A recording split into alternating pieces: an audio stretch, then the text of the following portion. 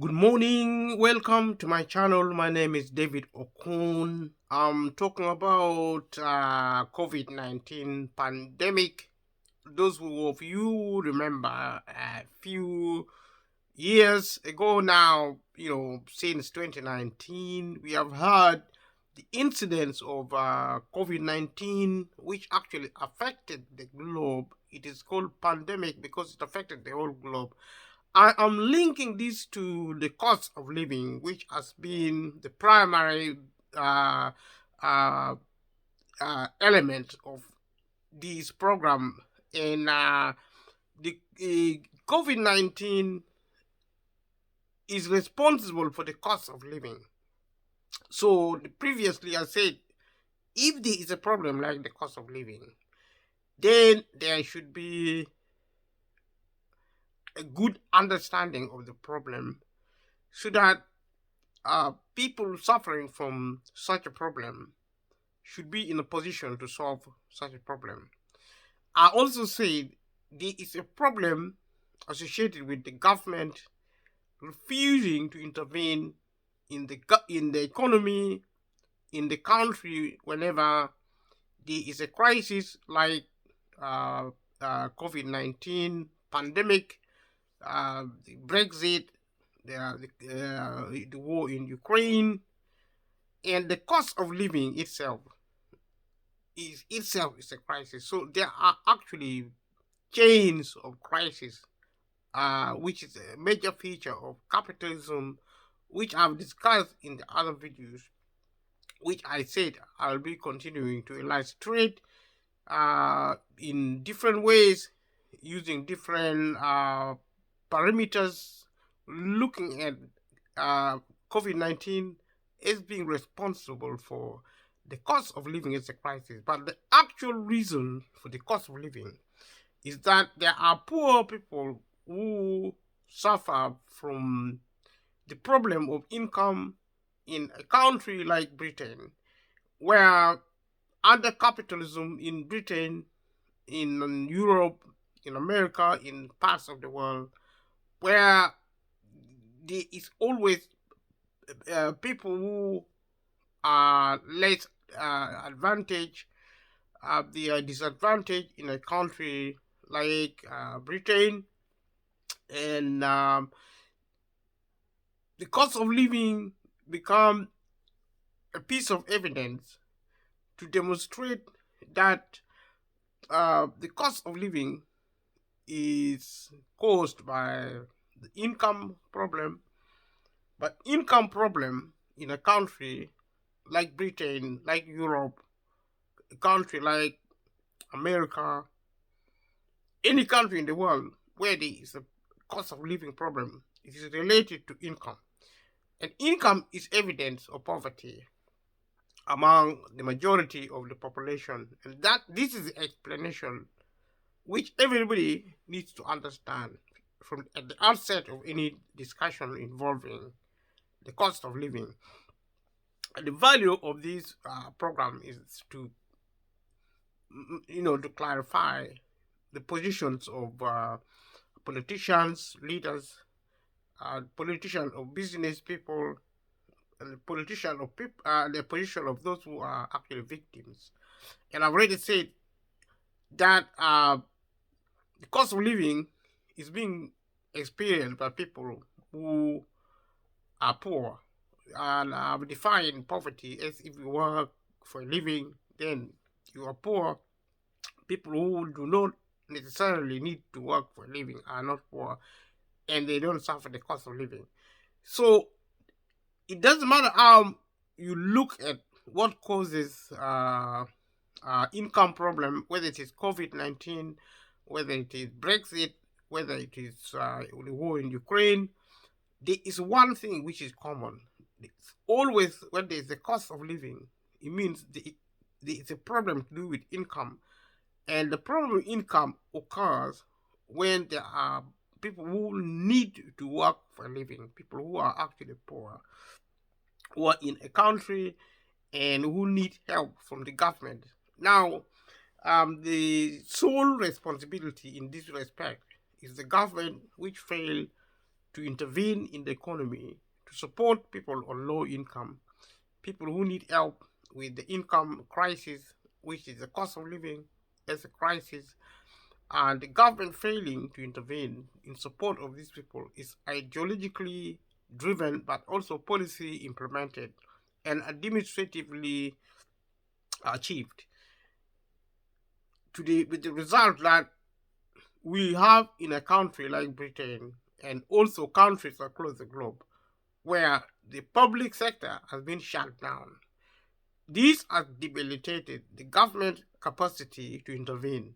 The reason, in other words, the government is not intervening because the public sector has been closed down. The public sector has been closed down for political reasons. There are the conservatives, which are actually within the Conservative Party, the Labour Party, the Liberal Democrats. These individuals believe that the private sector is better than the public sector. There is no logical there is no intelligible reasoning surrounding that. It's pure politics, and it's wrong. Because the purpose for public sector is to actually alleviate poverty in a capitalistic economy. So, like I promised previously, subscribe to this channel if you haven't subscribed for more videos, and leave a comment below. Like I promised previously, I said I will be using different perspectives because sometimes politicians or even industrial leaders, business leaders can come and say one thing or another and complicate the problem of the cost of living. But the cost of living is essentially the government failing to intervene in the economy, the government failing because of ideological reasons. They have closed down the public sector. That's why you struggle with your hospital, you struggle accessing public transport, you struggle taking your children to school, you struggle your employer paying you decently and providing a decent environment for employment. You struggle actually with employment itself because of technology, among other things. Technology is taking away jobs in supermarkets, in retail, in hospitalities, in the military, the police. Technology is taking over, running the economy, which should have actually necessitated the government intervening to provide welfare support. Because if there's no jobs, people will have no access to welfare.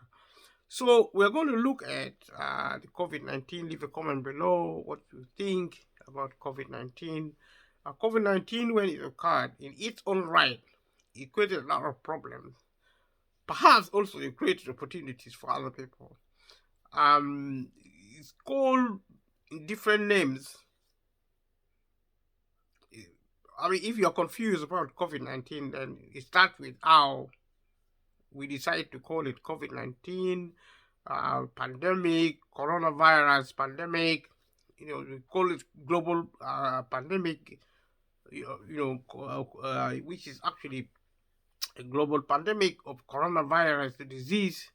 That's what you get COVID. COVID comes from corona and virus together. Corona and virus, in short, is written as COVID-19 because it started in 2019. So coronavirus is actually the same with COVID, in short. So corona and virus, it forms COVID. And because it happened in 19, D is disease, coronavirus disease. D stand for disease. So coronavirus disease is COVID, and D stand for disease. Corona is cov,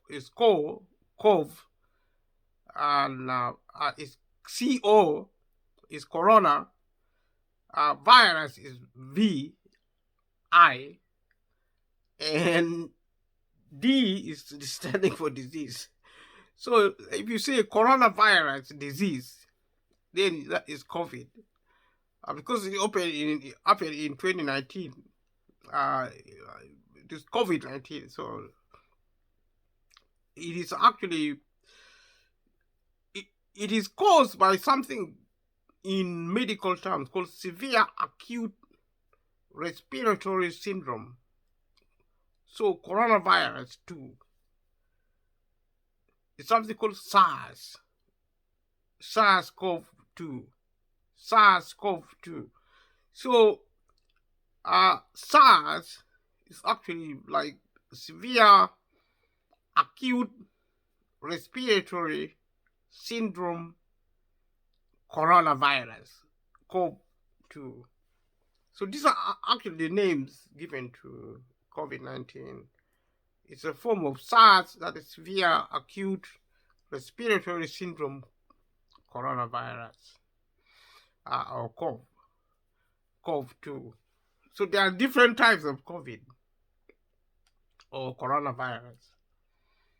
There are different types.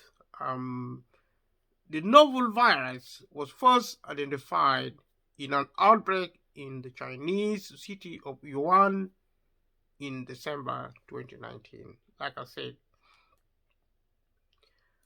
so countries tried to actually contain the virus, but these attempts failed.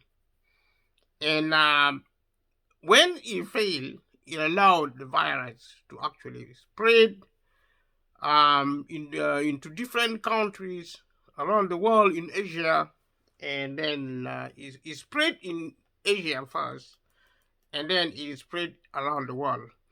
And organizations like the World Health Organization got involved in it. They made a declaration to say there is an outbreak, and to say also there is a public health emergency associated with COVID-19. These are statements made by the World Health Organization, and and the emergency of international concern, and which actually this event actually took place on the 30th of January 2020, when we were actually told that COVID-19 is actually operational, because the authorities got involved to tell us what now, basically following the protocol policies. And so, and this alert ended ended on the 5th of May 2023. So the whole saga of COVID-19 started with the World Health Organization declaring an outbreak, and this declaration of outbreak by the United Nations actually ended on May the 23rd, and but the incidence of COVID-19 is continuing, and even in June, we still continue to refer to coronavirus as a pandemic. So, in as much as coronavirus has gone quiet, as recently as June, the issue still remains. And before this, there were countries which had already begun to regard COVID-19 as an endemic disease. So the problem of COVID-19 had really been taking place in different countries during different periods. And as of the 8th of July, for example, in 2023, the pandemic had caused 7.7 billion cases actually recorded, and 6 billion confirmed deaths. That's a lot of people, 6 billion people, 6 million people died.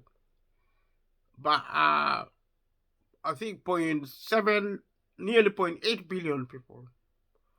Uh, zero point 0.8 billion people actually died. You could say, yeah, zero point 0.8 billion people died, but 6 million people actually, about 0.8 million people were infected as of the estimate as of the 8th of July 2023.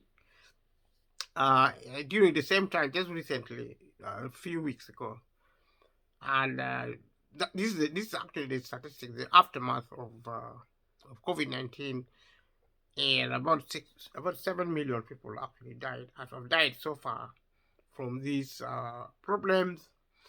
So COVID-19, by this figure, it ranks fifth as the deadliest pandemic in history. So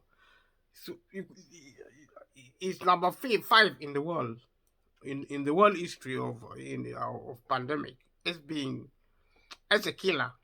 You know,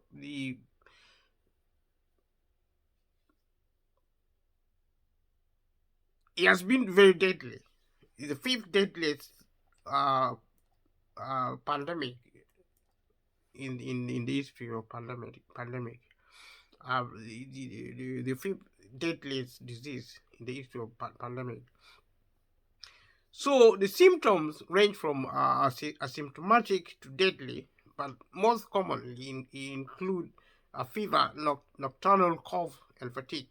So it kills people sometimes. Sometimes it doesn't actually kill. Sometimes the sign even doesn't show. You can have COVID-19 and not know you have it, and the symptoms, including coughing at night. Nocturnal is actually when you cough at night and you got fatigue, you get tired. And transmission of COVID is often through airborne transmission. So that's why people were using masks.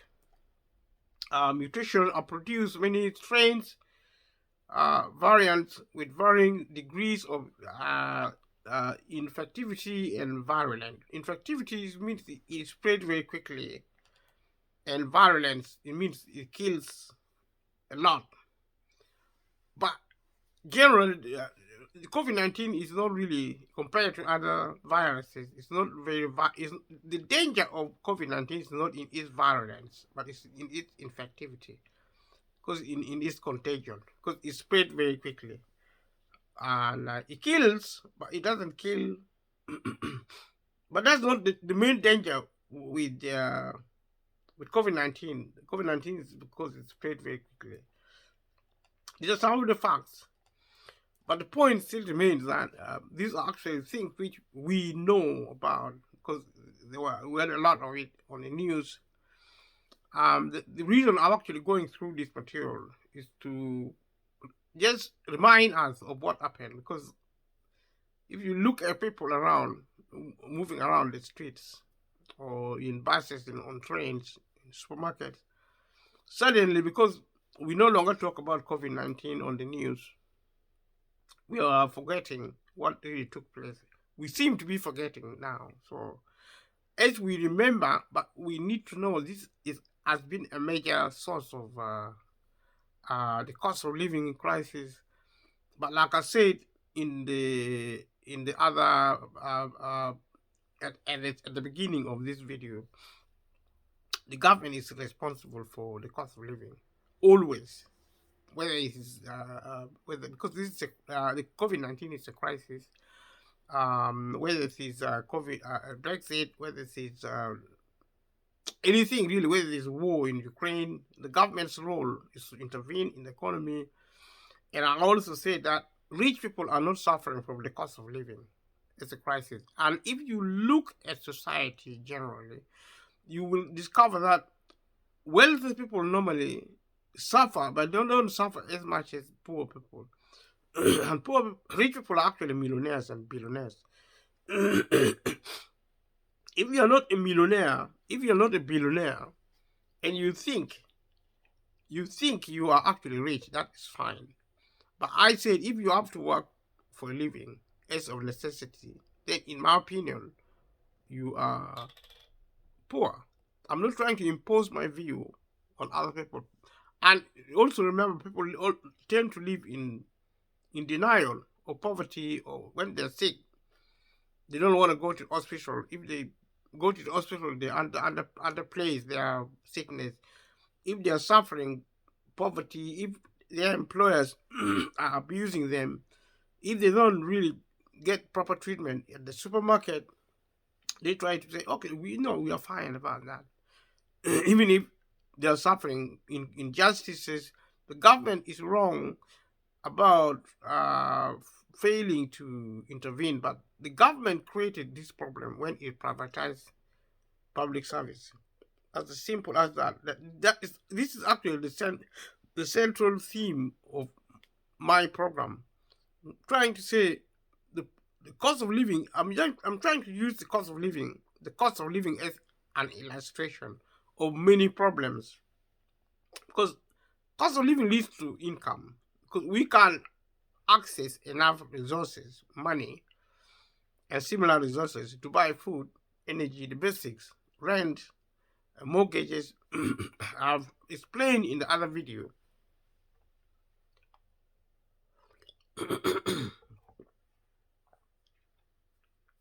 What I'm trying to explain what mortgage means. Mortgage means you borrow money to buy a house, or you can buy anything else also using a mortgage.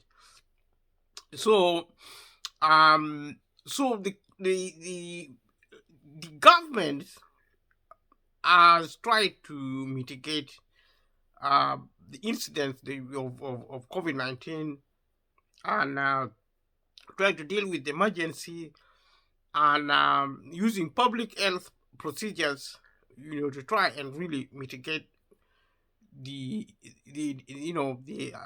adversity. They try to do that, and part of the measures, policies, policy decision they made, the measures they made, they created a situation of emergency. They actually pronounced the country as being in an emergency, and including travel restrictions, lockdown, uh, business restriction, and closures of places, closing places like public places, and supermarket, and locking down businesses, and restrictions of business operations, and workplace hazard controls, and using mask as a mandate, which means people are actually compelled to use mask. There's a lot of problems with social, psychological, health, stress. Um, so things like quarantine, testing systems, and contact tracing of the infected,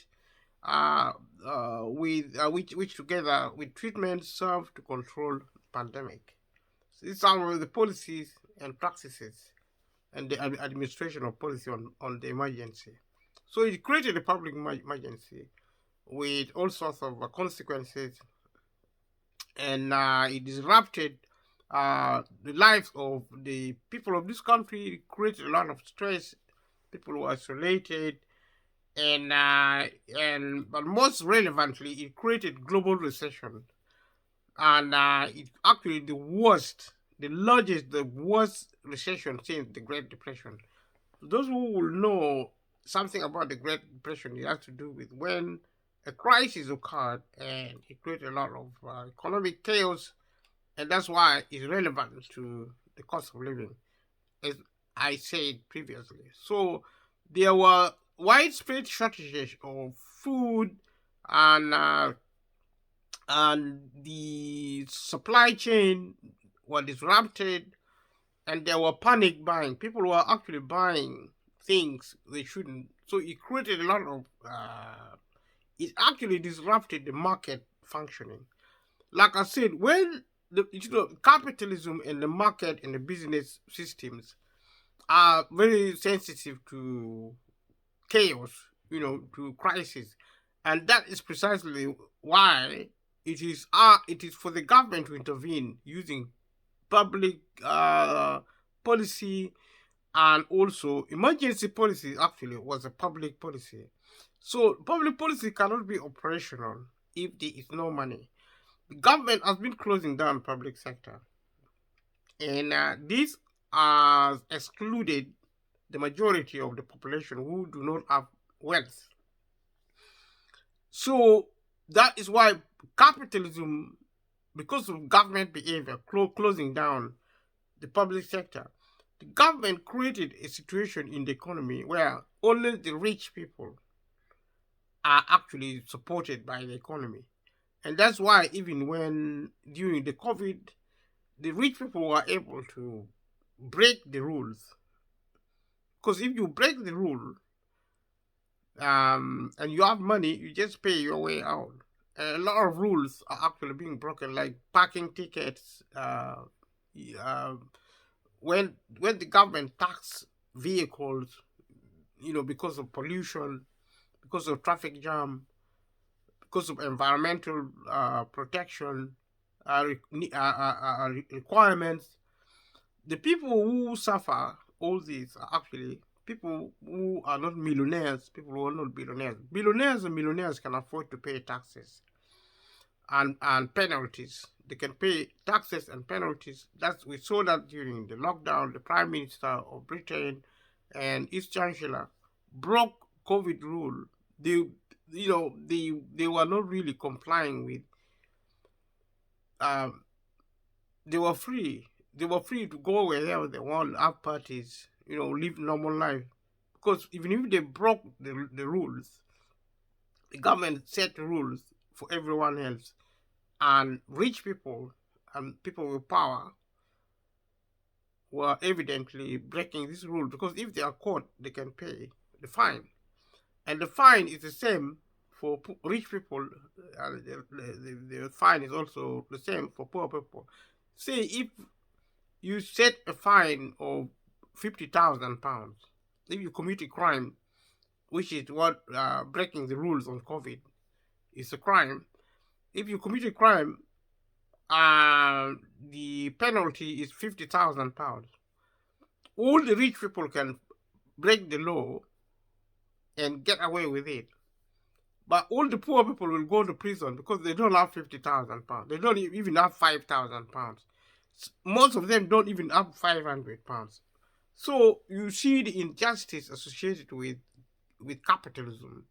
Even if the law is set to administer justice, if you're not a millionaire, if you're not a billionaire, you are made to comply with the law.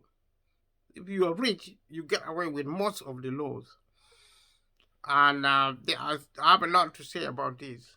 But what I'm trying to get at, I'm trying to look the entirety of my program is focusing on the system of capitalism, and the attitude of government to the economic system, and their behavior of closing down public sector, disabling even an environment where a crisis like the COVID-19, the cost of living itself is a crisis, and the war in Ukraine, the government cannot deal with it because the public sector has been closed. The way it is closed by stopping funding it. Government has refused to borrow money, to tax money. If it borrows and tax, it gives the money to the poor by subcontracting services, and rich people get this money and put it in their pocket. They don't really invest it in frontline service. They invest the public money in the name of providing public service. They invest it in infrastructure and capital. And capital and infrastructure actually wealth, which goes into the pocket of the rich. In other words, in privatizing the economy, the public sector, the government still tax poor people especially, and give the money to the rich. The rich are given contracts to provide public service, but they don't. They spend the money to create wealth, more wealth for themselves. And that's what's happening now.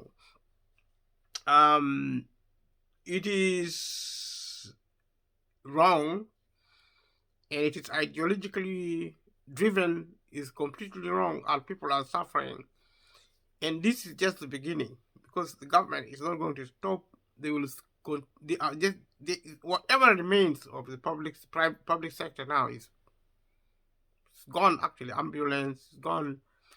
It's been privatized, and the only way to describe to explain why there is a lot of problem in the country, because you see, public sector is responsible for helping the majority of the people in the country, and the majority actually is about between 80 to 90% of the population. There is the working class and the middle class. These are actually poor people who are impacted. It's in the moment the government stop supporting the public sector. If you want to listen to the government, you listen, but you can listen to yourself, or you listen to anything you want to listen to. But you need to you just try your best to listen to what I'm saying. That the problem is that whatever is left of the public sector is actually being shut down by the private companies, because that is what the meaning of efficiency saving. Efficiency saving meaning shut cuts and shut down. And lockdown is very coincidental to. It's like, something suddenly happened and the country is shut down. And COVID-19 maybe is in private talk with capitalists, because what COVID-19 created, which is actually a lockdown, shutdown of the country, this is being done by the system. The system is shutting down, because you see, the system is based on the economy. So the economy is shutting down. We shut the public sector. We are shutting now down the small and medium businesses, and then finally we're going to shut the big businesses. Then the economy will stop across the globe. This is not a British thing. This is a global problem, and it's created by capitalism. On the one hand, but I think it's fundamentally created by the capitalism, which is raw if it is not mitigated by public service provision, and it will always be that, because rich people don't give their money for free to anyone. It is the government which should be giving free money to people who need it. With technology now being owned by multi-billionaires, so they're going to use technology, robots, and things to run the economy. Human beings are going to be excluded. If human beings are excluded, then they will have no livelihood. People are going to either go to the outer space. You have to really try to migrate to maybe Mars, to the moon, or just go into some. I don't know how you're going to go, because the globe is going to be taken over by rich people, and rich people are going to run the globe by using technology. So the only source of welfare for people living under capitalism, the only source is actually employment.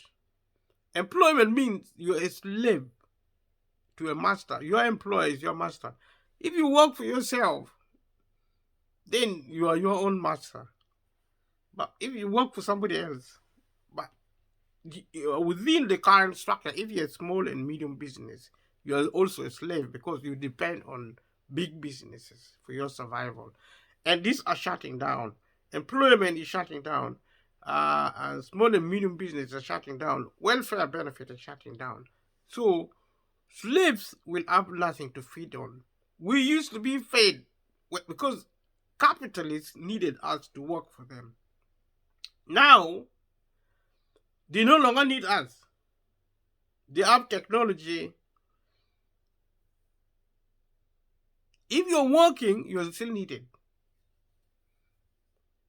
Even if you're working in the public sector, you're still needed. There is something called redundancy.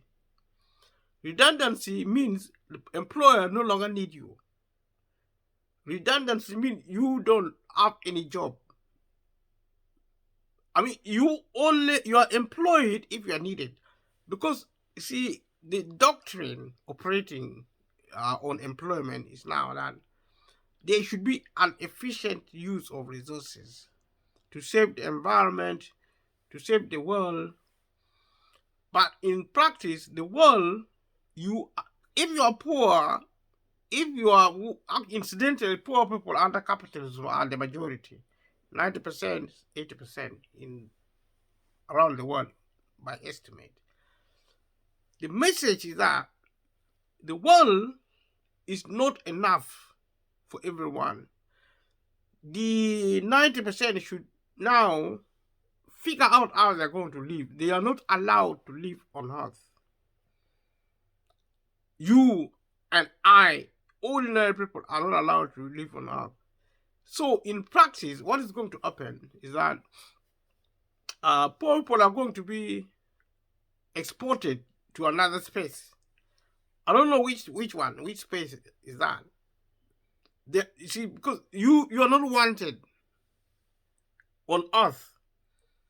That's what globalization stands for. Globalization is an expansion of capitalism. You're not needed. So, because we were needed, because the industrialists, the employers, the rulers wanted us to work for them. We were their slaves. And we used to think only black people from Africa are slaves. Not anymore. Now we know the truth that the ruling class are the masters, the working class are the slaves. And you may not feel that way, but the realities are now unfolding. It's going to be more and more. We used to look at the police, we look at the military, and think, okay, they love the police, they love the military. But now, the police, the medical doctor, lawyers are being made redundant. They are no longer needed because more and more the doctors, nurses, healthcare workers, gradually, they're going to be replaced by machine. The machine is rising very quickly. And then there are going to be the chosen few humans who are going to be put in a special class. There are a class of people who will inherit the earth. They will remain alive. The rest of the world will have to be moved somewhere. I don't know where they're going to go. Definitely, they're not going to go to Rwanda or Africa, because Africa is being prepared for rich people to occupy. If you go to Africa now, including Rwanda is almost like Europe. But if you go to Rwanda, where there is poverty, you think you're in another planet. The level of poverty, Africa is a sign of the times. If you want to know the future of the globe under capitalism, go to Africa. You go to a slum, you see humans living worse than animals. If you go to a slum in Kenya, East Africa, West Africa, South Africa, Central Africa, you go to a slum where poor Africans are, you will be so shocked. But if you also go where there is wealth, you will think Africans are just playing games, because there are places in Africa now. There are places in Rwanda are cleaner than Europe. Big buildings, they are buildings looking like outer planet. It's so beautiful building, so wealthy, and there are cities and towns and recreational centers. They are empty. because the IMF and the World Bank pour money through African governments to build infrastructure and capital, including roads, bridges, airports, seaports, and you name it. So Africa is being prepared for the super rich of the world in Africa and across the globe. The world is to be inherited by 10 or 5% of the population who are super rich. That is what capitalism means. That is what created the cost of living. Cost of living is a sign of the times. It's going to go on. It's just the beginning. So people should prepare for it, and people should learn how to survive and find out what if they still help. The government is advertising help, but in practice, almost nobody is getting help from anywhere now, because if you say you have help within the local authorities, within the government departments, within the charitable organization, you tell us, the government tell us there is help. But it's so difficult, it's impossible to get it. The government makes it so hard that getting help is a nightmare. Even food bank is like, you're treated like a dog. You go to the hospital, you don't even can't see the GP. You go to a dentist, you can't see a dentist. You see, you have to be rich now. You have to have some money to get anything at all. You go to the supermarket, prices are rising. Food prices are rising every day. Energy prices are rising every day. If you're poor, you are now. This is the beginning of exclusion of poor people who are the majority. And I don't see it stopping. It's going to go on and on and on. The reason I'm making this video so that people should start taking responsibility for their lives now. The best way is to learn what survival means. And whatever is still available,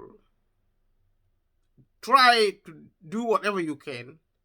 And in the other videos, I will start talking to people. I'm still actually illustrating the background, because sometimes people are so lost. The government tells us things. Maybe we should trust them, maybe we shouldn't. I don't know. It's up to you to leave a comment below and let me know what you think. If you think the government tells the truth, if they don't, then we are in trouble. They are also in trouble. Let me say this: poor people are going probably to disappear. They will just evaporate. They just fizzle out. They just vanish. You don't know where they're going to go, because you see, if you cannot have food, if you cannot have energy, if you cannot have housing, if you cannot access medicine, I'm not even talking about education anymore. Education is now like a luxury. It's a thing of the past. If you cannot get employment, basically, as a human species, we are finished.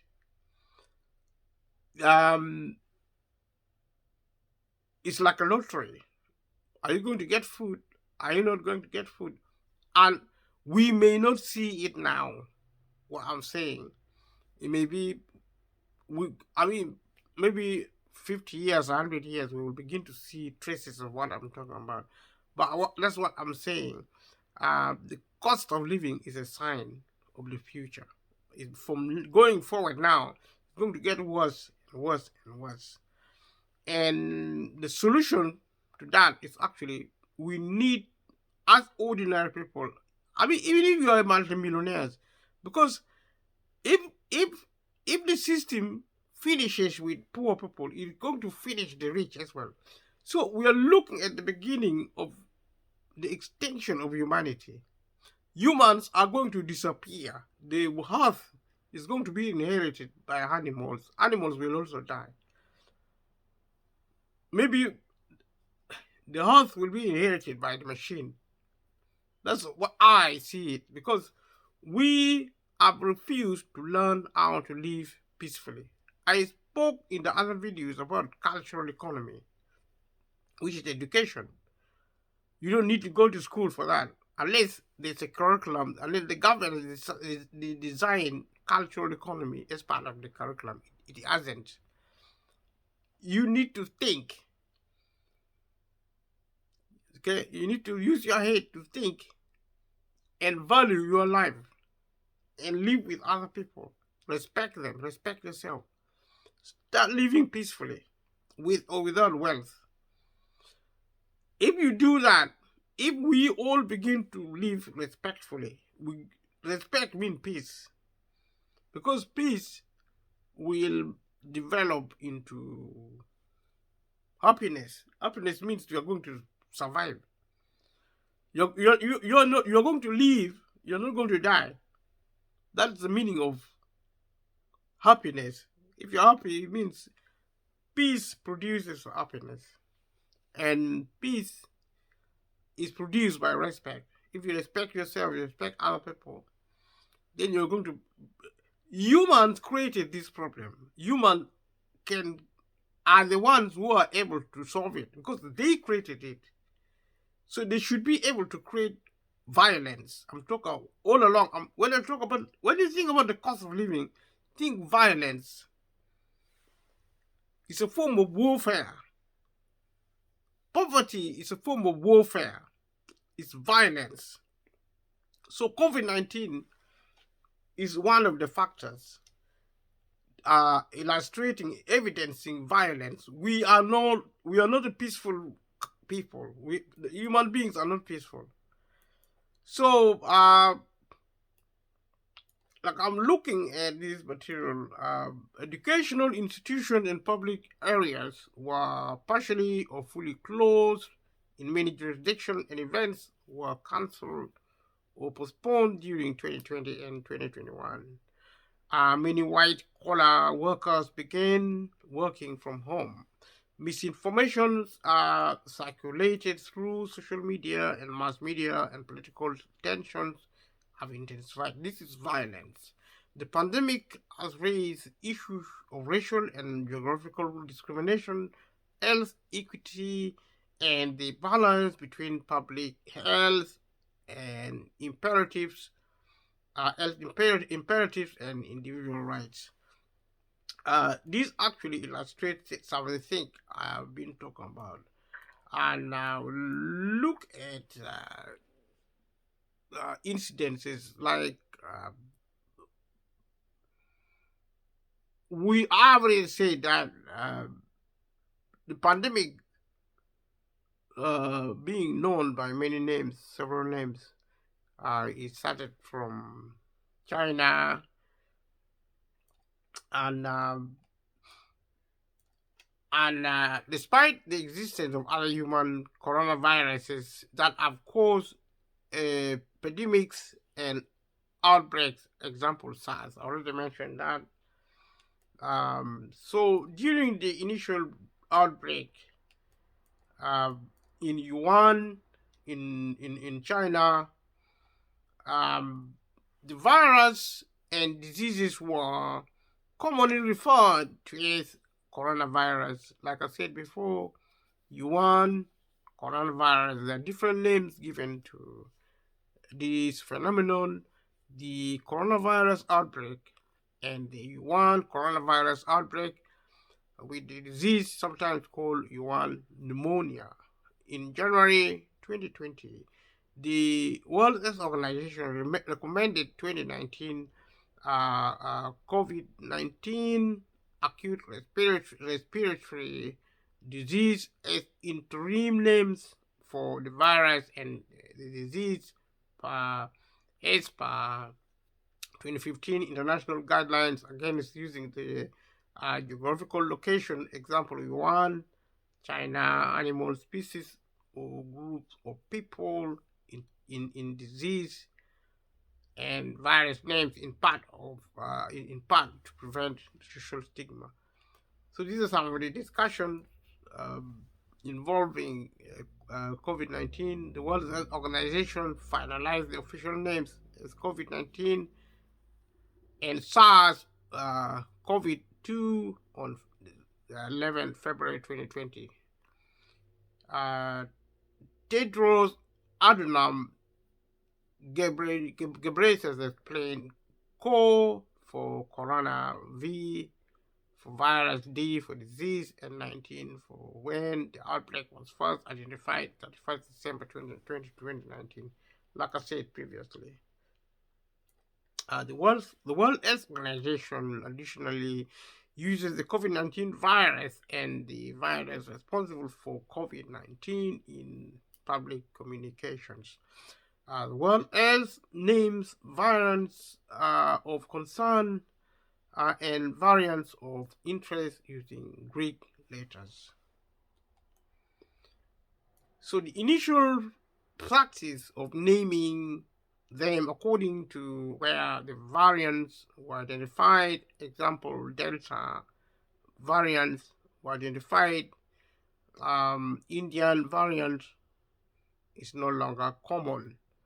A more systematic naming scheme to reflect the variant Pango lineage, especially Omicron's lineage, is B11529 and is used for other variants. These are some of the interesting information on COVID-19, but the main purpose of this presentation is to illustrate the point that COVID-19 is responsible for the cost of living. The cost of living is important because it's the beginning and not the end. It's not going to stop soon. It's going to go on and on. It's just part of the process of a world we have created, a world which actually shows violence, and there is cover ups, there are lies. We have seen the government officials being accused of lying, and that is a feature all over the world. It's not just one thing, because if you do something wrong, you have to cover it up, and you have to cover it up more. You have to lie and lie and lie. If you're in a position of authority, you have responsibility. You cannot tell the truth because the thing you're doing is wrong. That's what's happening now, and we have to change if we want to survive. If not, then humanity will cease to exist. And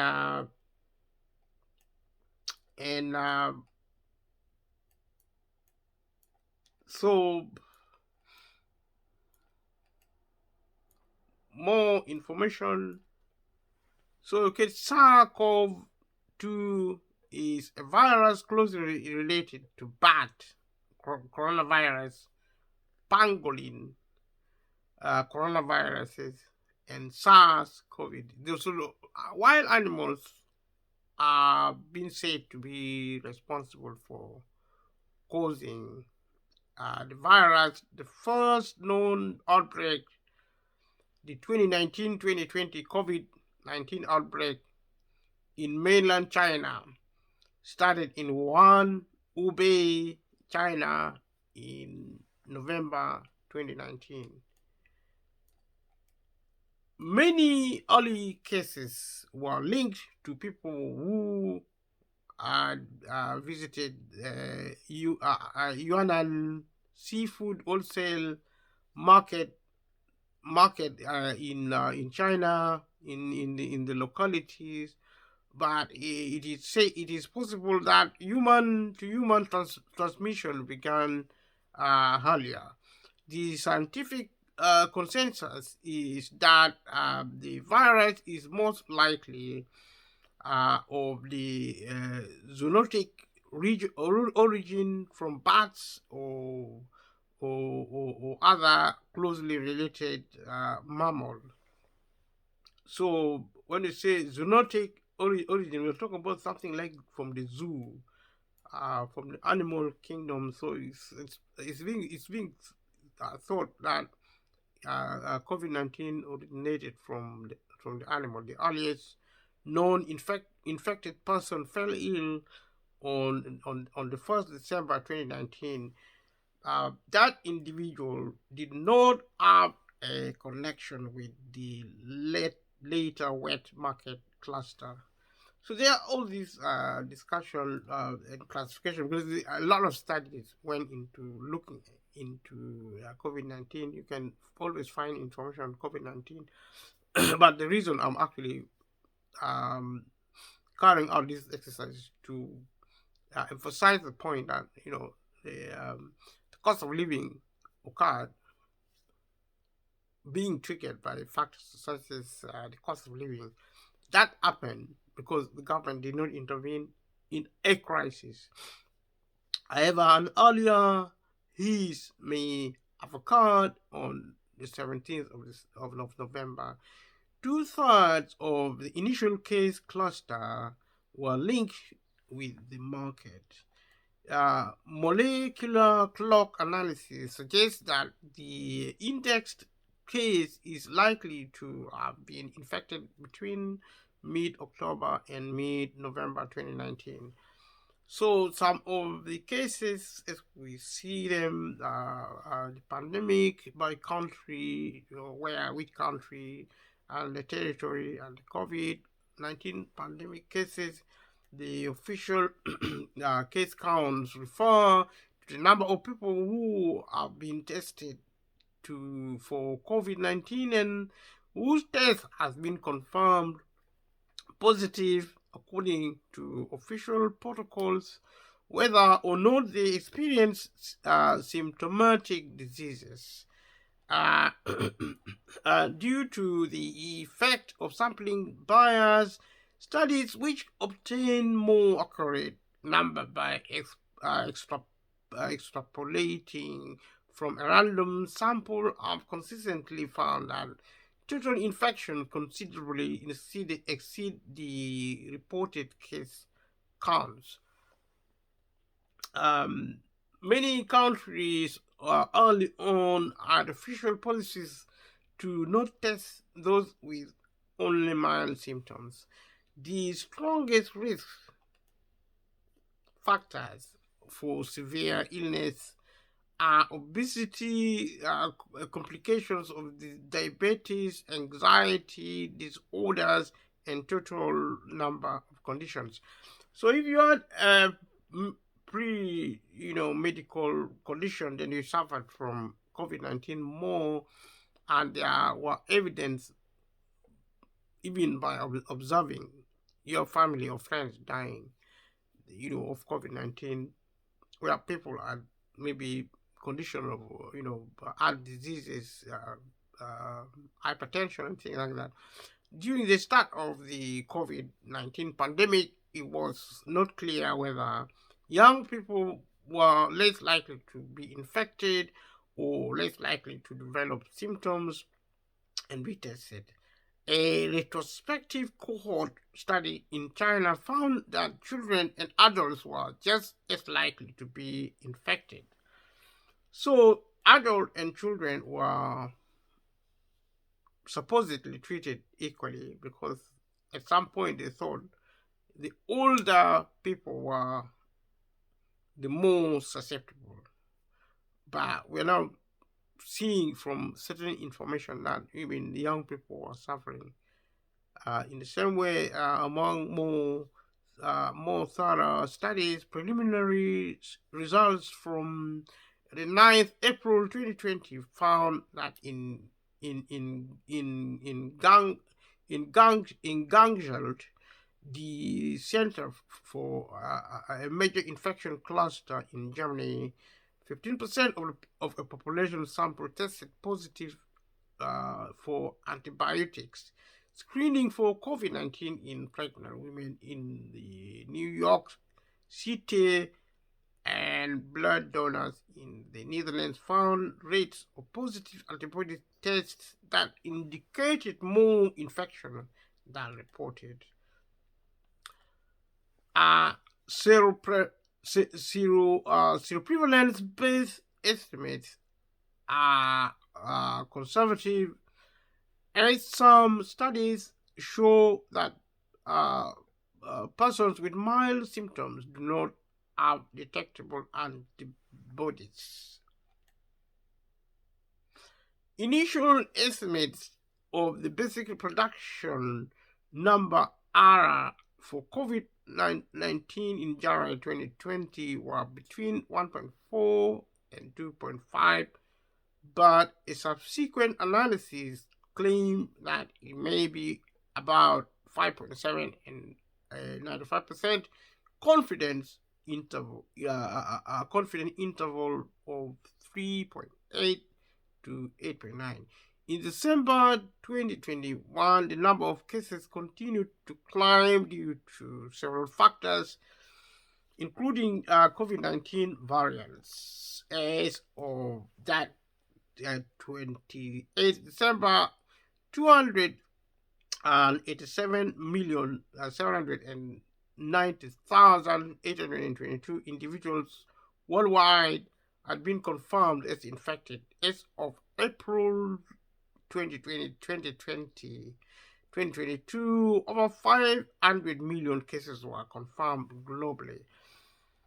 Most cases are unconfirmed, with the Institute of Health Metrics and Evaluation estimating the true number of cases as of early 2022 to be in the billions. Semi-low report of weekly new cases of COVID-19 in the world, and the current top 6 countries mean with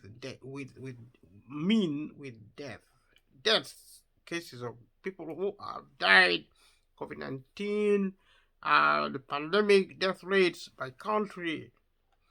So disease in a refrigerated mobile morgue outside a hospital in Arkansas, New Jersey, US in April 2020 are illustrative of the incidences involving COVID-19. Grave diggers also were seen in many places burying the body of a man suspected of having died of COVID-19 in a cemetery of Villa Alpina, east side of Sao Paulo in April 2020. These are evidence of deaths, or supposedly evidence of death by COVID-19. That's if we trust the government authorities. As of the 10th of March 2023, more than 6.88 million deaths had been attributed to COVID-19. The first confirmed death was in Wuhan on the 9th January 2020. These numbers vary by region and over time, influenced by testing volume, healthcare system quality, treatment options, government response time since the initial outbreak, and population characteristics such as age, sex, and overall health. Multiple measures are used to quantify the mortality. Official death counts typically include people who died after testing positive. Such counts include deaths without a test. Conversely, deaths of people who died from underlying conditions following a positive test may be included.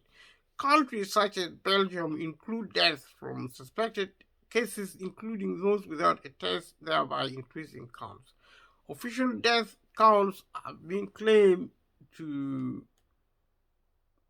underreport the actual death toll because excess mortality, the number of deaths in a period compared to long-term average data, show an increase in deaths that is not explained by COVID-19 deaths alone. So there were questions of reliability of information as showing as causes of death using such data. Estimates of the true number of deaths from COVID-19 worldwide have included a range from 16.5 to 26.8 million by the 3rd February 2023 by The Economist, as well as over 18.5 million by the 1st April 2023 by the Institute for Health Metrics and Evaluation. and deaths between the 1st January 2020 and the 31st of December 2021 by a comprehensive international study. Such deaths include deaths due to healthcare capacity constraints and priorities, as well as reluctance to seek care to avoid possible infection. So there were actually mixed information as to what caused death where and how, and like I said previously, there has been an added factor of a crisis of a crisis caused by lack of resources within the public sector. Such deaths include deaths due to healthcare capacity constraint. Like I said, further research may help distinguish the proportions directly caused by COVID-19 from those caused by indirect consequences of the pandemic. In May 2022, the World Health Organization estimated the number of excess deaths by the end of 2021 to be 14.9 million compared to 5.4 million reported COVID-19 deaths, with the majority of the unreported 9.5 million deaths believed to be direct deaths due to virus rather than indirect deaths. Some deaths were because people with other conditions could not access medical services. In December 2022, World Health Organization studies estimated excess deaths from the pandemic during the 2020 and 2021, again concluding excess death, early death occurring, reaffirming and detailing their prior calculation from me, as well as updating them and addressing criticisms. These numbers do not include measures like years of potential loss and may make the pandemic 2021's leading cause of death. The time between symptom onset and death ranges from 6 to 41 days, typically about 14 days. Mortality rates increase as a function of age. People of the greatest mortality risk are the elderly and those with underlying health conditions. I mentioned that briefly above. I'm just going through some of these guides. Semi-log plot weekly deaths due to COVID-19 in the world, and top 6 current countries mean with cases. Excess deaths relative to expected deaths. The patterns indicate the quality of all cause mortality data were available for each respective country. Excess deaths relative to expected deaths, global and World Health Organization region. The 25 countries with the highest total estimated COVID-19 pandemic excess deaths between January 2020 and December 2021. The 25 countries with the highest mean P-scores excess deaths relative to expected deaths, infection fatality ratio (IFR). The infection fatality ratio (IFR) is the cumulative number of deaths attributed to the disease divided by the cumulative number of infected individuals, including asymptomatic and undiagnosed infection, and excluding vaccinated infected individuals. It is expressed in percentage points. Other studies refer to this metric as the infection fatality risk. In November 2020, a review article in Nature reported estimates of population weighted IFRS for various countries, including deaths in elderly care facilities, and found a median range of 0.24% to 1.49%. The RS rise as a function of age from 0.002% at age 10 and 0.01% at age 25 and 0.4% at age 55, 1.4% at age 65, 4.6% at age 75, and 15% at age 85. The rates vary by a factor of 1,000 across the age groups. For comparison, the IFR for middle-aged adults is 2 orders of magnitude higher than the annualized risk of a fatal automobile accident and much higher than the risk of dying from seasonal influenza. So these are actually risk comparison involving COVID-19 and other incidences which might also impose risk to health. In December 2020, a systematic review and meta-analysis estimated that population-weighted IFR was 0.5% to 1% in some categories: France, Netherlands, New Zealand, and Portugal. 1% to 2% in other countries: Australia, England, Lithuania, and Spain, and about 2.5% in Italy.